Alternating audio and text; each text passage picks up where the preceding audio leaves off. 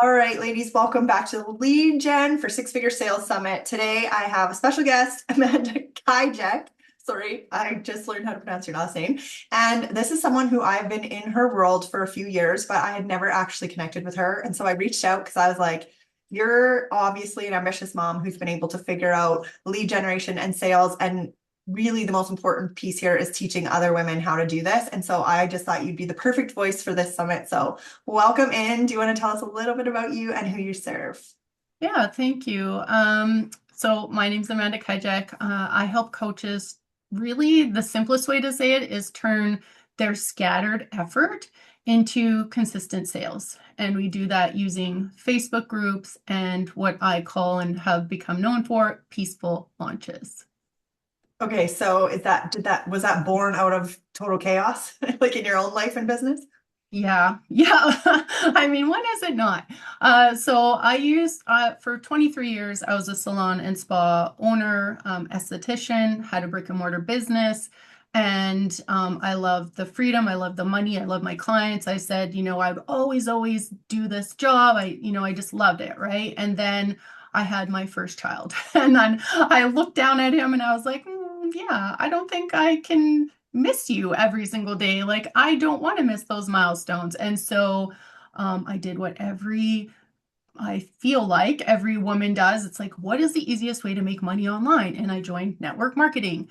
And then from there, I was like, okay, because it made sense, right? Like I was with skincare and beauty, and then there was this network marketing company that was skincare and beauty. And so I'm like, well, I'll just magically be able to make money online because now I can reach everyone everywhere in the whole world because it's online. And that was a rude awakening. And so from there, it just led me to where I am now is really business again, understanding the marketing and how to really simplify that because it's such a noisy space online. And we hear so many people telling us all these different things. We know we need visibility, we know we need leads. But then all those other factors come in, like our content and how to stay visible. And we're following all these different people. And that's exactly what I found.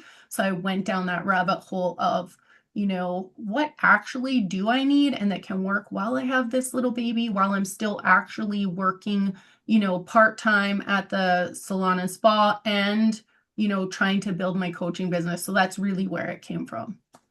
Yeah, okay. I love that. So one thing I love to ask everyone is how do you actually define leads? Because I think that there's a misconception out there. I think most people are focused on visibility and sales, and you assume that somewhere in your audience there are leads. But I think there might be a bit of a difference. But I like to ask everybody, like, how do you actually define leads for you and your clients? Um, I want to make sure I fully understand your question. Like for if when I first hear that, what I think of is that leads are the cold people that we need to be constantly filling, and I'm a visual talker, you'll learn here. We need to be constantly filling our funnel with every single day. So even in when I had, brick and mortar, we need to have people coming in the door every day in order to make money, right? And so online, it's the same thing, but we need to remember they're people. And so on social media specifically, we're having conversations every single day with new people. Like you hear the term DMO, like daily method of operation. And we're just having conversations every day and bringing them through. I call it the invisible funnel. It's our buying path, it's the customer journey. So, am I hitting the mark or am I missing your question completely? It's perfect because I think when people first get online, we're all taught like create a freebie or a lead magnet and go start posting every day online. But I think there's like this huge disconnect between, especially on your way to your first six figures, and this is happening in almost each of these interviews now. On the way to six, you have to talk to real people all the time. And then you can implement other scaling strategies. But I think so many of the strategies that are taught to brand new people, or even people who've been at this for 2 or 3 years who still haven't found their footing, are still scaling strategies and they're feeling so deflated and so frustrated. So can you jump into like literally how you teach people to talk to real humans every single day? Like where do they actually find the people to talk to? That's the biggest question.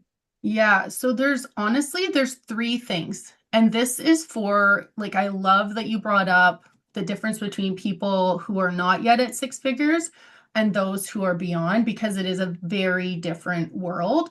So there's three things that I absolutely live by, and that will work for anybody trying to get to six figures. One is being in the right rooms. So what do I mean by this is we need to stretch our boundaries. So being in rooms with those who are doing what you are trying to achieve. And for me, I learned this kind of the hard way by throwing myself in there, right? I've had the privilege of being in rooms with 7 and 8 figure earners before, right? Before I was even at six figures. But the reason why it's so important is because now, then, like, my dream goal was six figures, but I'm seeing the bigger picture. I'm seeing, oh, okay, I need to dream bigger. Oh my gosh, this is possible. Because at six figures, or we're still trying to get there, we don't believe in ourselves enough yet. And so it's that fear that holds us back. It's that the noise online, that internal voice. And because those internal beliefs and that voice, they come from our immediate surroundings, right? Which is our family who we're spending most of our time with, or friends, maybe your current clients if you have some. But those are the people we spend most of our time with, and they don't even understand half the time what we do, right? And so Yeah. they say things like, why do you work so hard? Or, you probably could work less at your job if you kept your job. And they don't really understand that those beliefs, they're sticking to us. And so it keeps us, it's like that saying, right? We only grow to the size of the tank that we're given. So that's number one, is proximity. We need to be in those bigger rooms. So whether that's a Facebook group, whether that's following those mentors who we have, whatever it is. But then this is where people who are not yet at six figures are like, oh my gosh, right? Like Tony Robbins, like all these big leaders that they're following, they're like, now let me automatically adopt what they're doing. And they're going from stair one to like the next, like they need an elevator. Whereas they shouldn't be doing that, right? They should follow and listen and have those bigger dreams, but they still need to have that customer journey. They still need each step. So the first one is proximity is going to make a huge difference, because those dreams are going to allow you to lean into those edges and those fears and take the next step. But the next one, which is the most important, is clear messaging. So, and this comes into play with the content, right? And how we show up. So, almost every single person under six figures, if they would just fix clear messaging, it will grow their business. And so what I mean by that is, imagine someone asks you, like, what is it that you do, right? Almost every single person who I help who has not yet made it to 100K in a year, they're not clear on how to articulate the one problem that they solve. Okay. And I really want, like, the one problem is the most important thing here. And because of that, they struggle with how to be consistent with their content. They always change their offer. They Yeah. think they need more leads, right? And so then we're thinking, oh, it's more leads. And we're really hyper focused on lead gen and content creation. And we get sucked into all these like low ticket, shiny object things. And so if we're not at six figures, then what happens is we want to understand what is the one urgent problem that your audience needs help with. And once we do, that opens the door to that clarity and that peace in our business, because now we have a front end message. And all that means is, like, that's the first thing that everyone sees. It makes so much sense. It's like they feel deeply understood because you are talking about the urgent problem. And now these leads start to come out of the woodwork. And I work a lot with Facebook. It does a lot of the heavy lifting for you, especially now. We've had another update and algorithm change. And so all it is going out there with clarity on that one urgent problem, really speaking to that. And now we'll start, Facebook will show your content and your stuff to more people. And then your customer journey process does the rest, right? So that's number two, is really that clear messaging, but focusing on the urgent problem for leads. So what happens is I think people before six figures, they're, like I said, there's not the clarity. They're seeing Russell Brunson, they're seeing Eileen Wilder, Tony Robbins, right? All these big names. And they're thinking, well, I need to do what they're doing. But what all you really need to think of when you look at them is, do you see them jumping back and forth on their messaging? No, they're helping solve one urgent problem. And then from there, behind the scenes is what takes them to those millions, right? But you're not there yet. We're at the six-figure mark. So we just want to focus on that one urgent problem. Um, and then, oh, number three, the other easiest way for these leads is conversion events.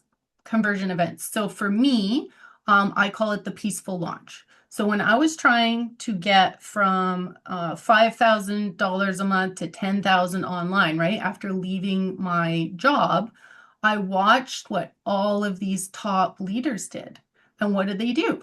We know they go live, right? They all speak. They use their voice. And so they obviously had hundreds and thousands of people at these events. They're obviously seem really good at speaking. They've been doing it for years, but they don't start with those numbers, right? They didn't start there. That's just what we're seeing now, right? And they didn't start by being perfect. They started scared and they started new like everyone else. Because I don't know about you guys, I'm not very tech savvy. So like even the thought of going live, I was like, my hand was shaking to like press the button. And I'm like, how am I going to turn this thing off after, right? But I Yeah. knew that the fastest way to six figures would be to model that. And it's the easiest thing to do, right? But I needed that customer journey process for it to work because I was a nobody. No one's searching my name, right? No one's probably searching your name, sorry to say, but we're not Tony Robbins. And so the easiest way is to use Facebook, a Facebook group. Um, Obviously, it's easy to understand, right? It's the biggest platform, still the biggest platform. And it allowed me to fill like small rooms, right? But with the exact people that I knew were interested in what I was helping them with because I focused on that one urgent problem, right? And so without realizing it, by doing these events month after month, I was creating brand recognition for myself, right? People now call me the peaceful launch lady, right? People invite friends, or you will notice you start to get tagged on things when someone asks, who can help with this? You'll notice you'll get tagged. That means you're starting to be known, right? And I would have like tiny rooms, like 15, 30 people who would show up and I could make $10,000. $36,000 I made from like a VRBO on holidays with my kids swimming in the pool in the background, right? Because I was able to, people could see that I knew what I was talking about. They saw it was possible for them, right? So I think a lot of us before we're at six figures think we have to be like Tony Robbins or all these people with these, this wall of screens and these thousands of people when our audience is looking at us for just to get that problem solved. And if they see a mom in like with a phone propped up in a room making $10,000, $20,000 and they're like, oh my gosh, I can do that too. That's what we're going for, right? So those were the three, the longest answer ever, but proximity, solve one urgent problem, and a peaceful launch event, right? Just a conversion event because it allows you to, it's timeless. It allows you to work from anywhere. And it can be applied to anything. Like our businesses should be that boring. And sometimes it seems so easy that we think it has to be harder, but really it doesn't. Like my word for everything is peaceful, but really it translates to boring because like, gosh, we're busy enough, right? We're busy enough. It's true. One thing that I like dropped in for me is why do you feel like you get so many clients that have such pushback to choosing one problem to solve? One problem solved because I think that they are, well, first off, there's multiple different things, right? Like it depends on who your client is. There's a lot of life coaches out there and they don't have a tangible, usually they're not taught a tangible, like how to drill down into the tangible. And so I can help everyone, right? I want to live your best life, right?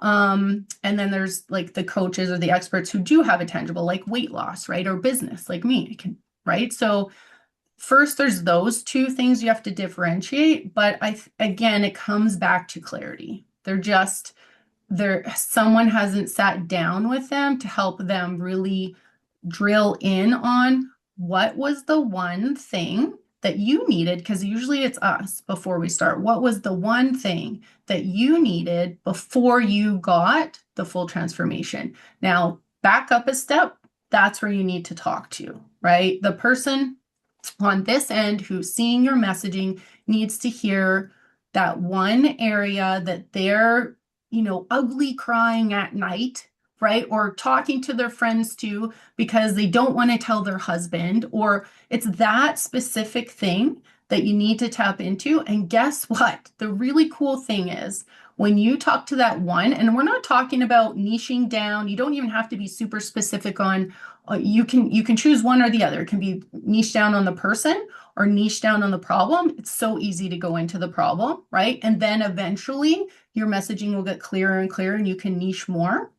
But I think people are scared to talk about one urgent problem because they listen to these experts who are like, you need to niche, and they don't know how to do that yet. They're still figuring it out.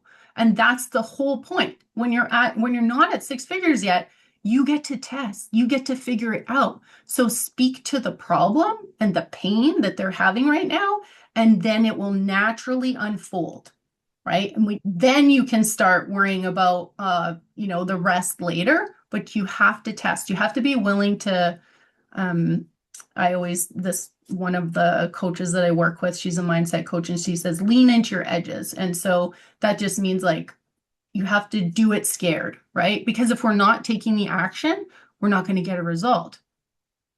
Hopefully that answers the question. Like the one urgent problem is just speaking to what they're dealing with, and you'll be able to sell anything on the back end. And all I mean by that is when I sit down with my clients, we create an offer ladder because oftentimes people, it's one or the other. They either have a course, they do one-on-one coaching, or they literally only have one-on-one coaching and they think they need a course. So we'll just sit down and we'll map the whole journey out of what do you have? What are all your offers? Now, what's the one problem that all of these really solve? And usually it's always the same, right? I have multiple offers, but I always solve the same problem. It's getting new clients with uncomplicated systems. So that looks like it could be group coaching. It could be a self-paced course. It could be one-on-one. It could be full done for you, but they all solve the same problem. I can sell any of those by speaking always to the urgent problem on the front end. Hopefully that example kind of helps lay it out so it makes sense. Yeah, so I think that does answer it. I think that we're so afraid to pick one thing because we feel multidimensional, but what you're saying is if you lay it out, you're solving one problem in all these different ways, or just at a different journey or different place on the journey for a similar person. Mm-hmm. Yeah. So if you get your messaging clear and you get super clear on the problem that you solve, a lot of the time women will say, okay, like I'm posting awesome content, I'm really proud of it, but I'm still hearing crickets. So what is your advice to them on like, where do you actually find potential clients to talk to? So with me, I really focus on Facebook. This probably works with any platform, but when you're do an audit on yourself, right? There's insights now on almost every platform. On Facebook, it's creator mode, right? If you're on that, you have insights. And so you can see which content is landing and which content isn't. And so again, it's coming back to that testing. If you're getting crickets, it's one of two things. You're posting content that just is crap. No one's interested in what you're talking about. You're probably using your industry jargon, right? Instead of their language. So that's the first thing. Or you are not doing your DMO. So if you're just showing up and posting every day and people have gotten lazy, so they're probably even scheduling their content and then they're just not even doing anything else. If you're not doing your DMO, and that means adding new friends every day, engaging on content every day, and having conversations with those new people every day, you won't get engagement. And I think that this is pretty across the board, even with like Instagram and stuff now too.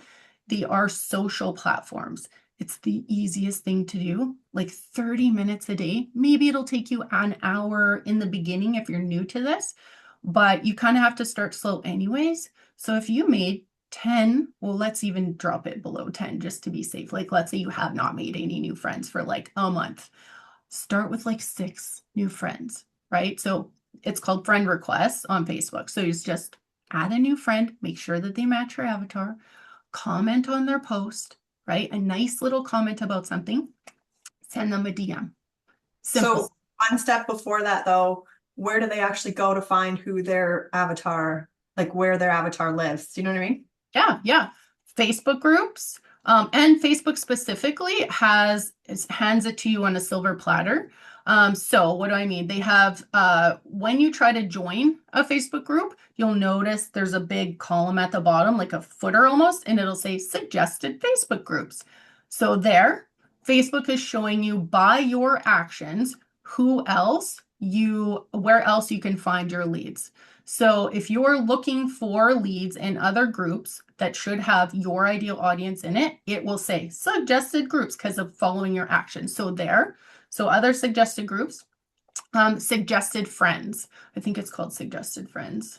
Or it might be named something else now, but it's the same thing. When you when you're scrolling on the Facebook feed, it'll say that. And it is showing you who else you may know that they believe by your actions could be a new friend, like a lead for you.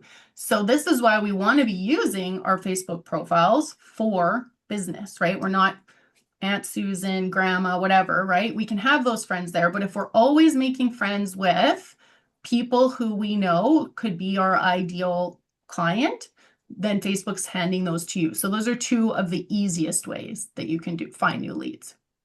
So you're saying like what you would suggest to somebody who hasn't hit 6 figures yet is go and add at least 6 people per day, 5 days a week, and just find something in common with them and just started a conversation, nothing to do with business or whatever yet.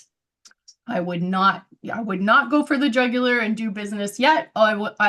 Your content does that, right? If your profile is optimized, which means your cover banner, it's literally like your storefront. It's like a resume.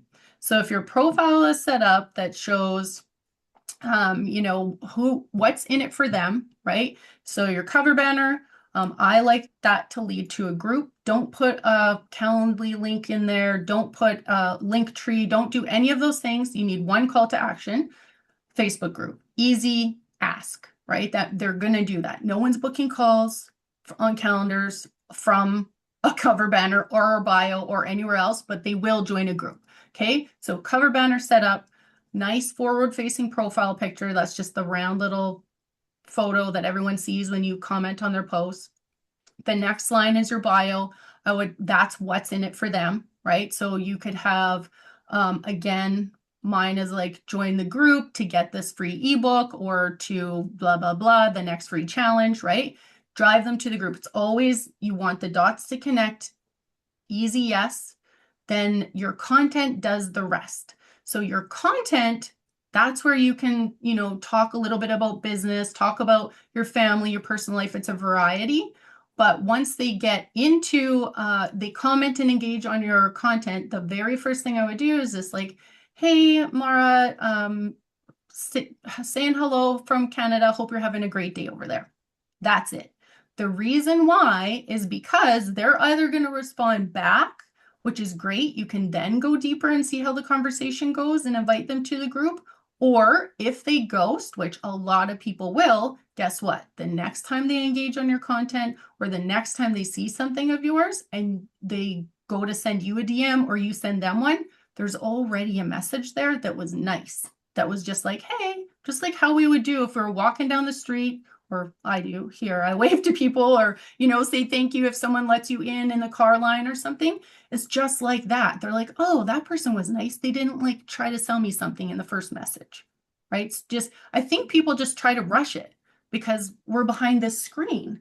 And so what we want to do is we want to think of real life experiences.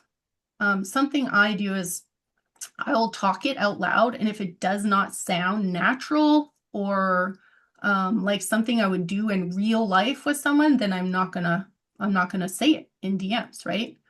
And we would never just be like, "Hey, nice to meet you. What do you do for work?" "Oh, I do this," like immediately in the first sentence when we're talking to someone, right? A first conversation. I agree with that.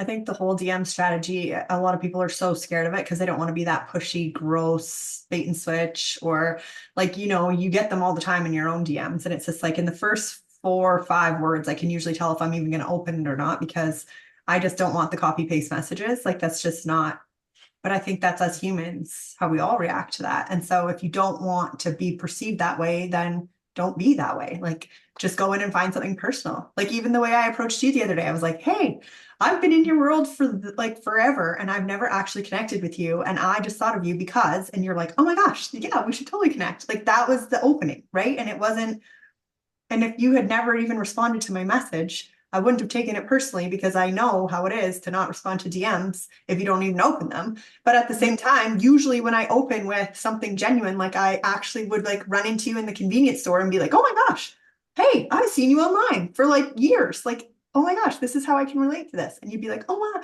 Like it's so how do you actually like is there any way to actually teach somebody how to not be scared of just going and being human? You know what I mean? Because No, so many people are so resistant to reach out. yeah, it's so funny. I do 9-day challenges on this. With my clients right now, they come to the group calls and we break down their messaging. Like I've created a template. I've created like exactly like here's what you can do, and then we build theirs custom, right? It doesn't matter. There's no matter what, people have this fear because there'll be always one person who is just a bleep, right, in Messenger that like said something or did something, and it that one person will throw them off. They're like, it's me. But no, it was probably them. They're probably having a bad day, or they probably had 20 other really bad messages before this, right? So uh, the way to get over the fear, and look, this is why I have a mindset coach in my program and I don't teach it, is because you just got to damn well do it, right? Like you know how you get over the fear, you just do it, right?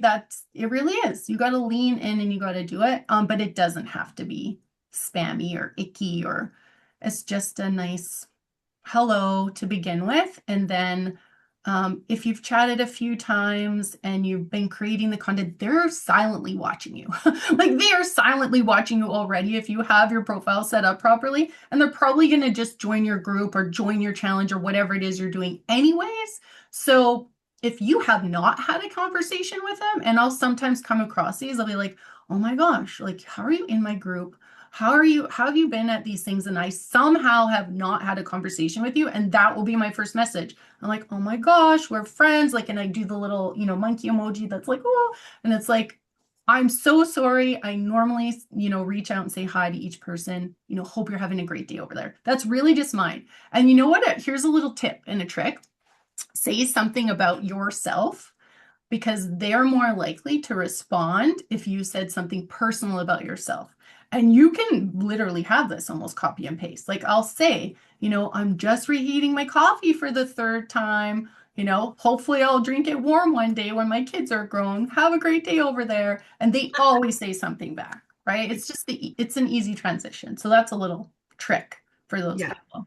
I love that. Okay, so just quickly, you're saying DMO is like making sure that you have a non-negotiable in your calendar to go and reach out and add new friends. You have a really quick, very basic process for how you bring them into a Facebook group or wherever they're trying to lead them to. And then as soon as they land in the Facebook group, you're most of the time, unless we're in puzzle brain, we're sending them a welcome message just saying like, "Hey, welcome to the group," whatever. And then I think your group's really good at having like content that they can binge right away, right? Like resources that are boom right there. They don't have to wait for you. They just can go Yeah. in and go. Yeah, and you know what? It's the easiest thing ever. If you're first starting out, if you're first starting a Facebook group, the easiest thing ever to do is, what is a frequently asked question that your audience wants help with?